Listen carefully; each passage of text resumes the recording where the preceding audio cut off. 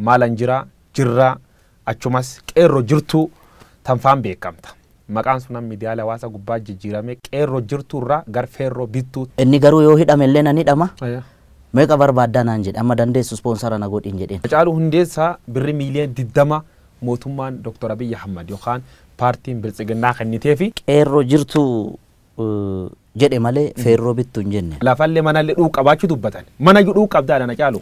Mana gam qaba. Biltsiginnaani gadi baanii acaaluu binnee turre. Agriimantii akkasii waliin qabna. Akka inni afaaniin hin dubbanne kana goone irra jedhanii gadaa baanii haa dubbatan. Madraka irratti gize seentuuf gize buutu maaltu se qunname. Yoon illee badii qabaadhe naa of kalchan. Awwallaala nama hin barannillee nama barnootaan fagoon deemne. Fuulduraaf namooti shakkii qaban. Immormati. Ati na basaasta jechuudha.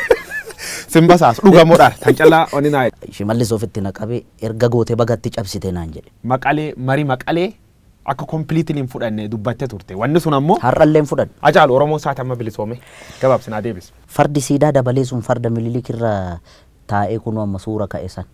Farda hatame beetta. Madraka irra cabsitee waan akkasii sun live irra dabarsu keete. Riski sun fudhattee jirtu.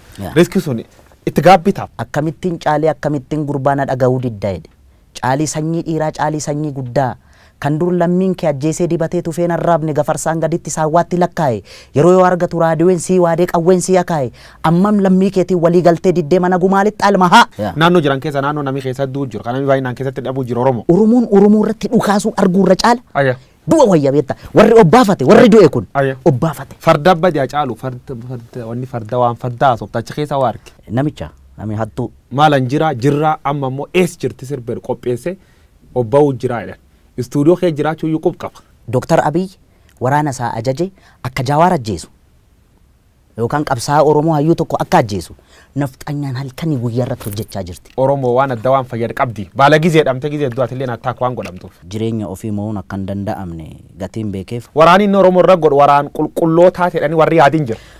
Kanaaf deebiin kee maal? Qaamni miidhame immoo hoolii revenge jechuu danda'a beektaa. Sirba kan kee qalammeessoo ka'ee gabaa irratti jirra oollee barii arguuf gara nu bal'isa yaanu jettee jirtu. Jira wanti inni fayyadame. Abaarsa nafxanyaa fayyadameera. Jijjiiramni Abiy Ahmad jalqabe kun waggaa lama keessa taag deema deeme. Kara sirriir jira warreen hin jira. Abiy Ahmad kara sirriir hin jiru dogongor guddoo hojjechuu jiru warreen hin jira. Kan keessa kan fudhatanii. Nafxanyaan diina Oromooti. Kaleessas diina Oromooti. Har'allee diina Oromooti. Gara fuulduraattis diina Oromooti. Akka wallaalummaa yaada Hacaaluu Hundeessaatti.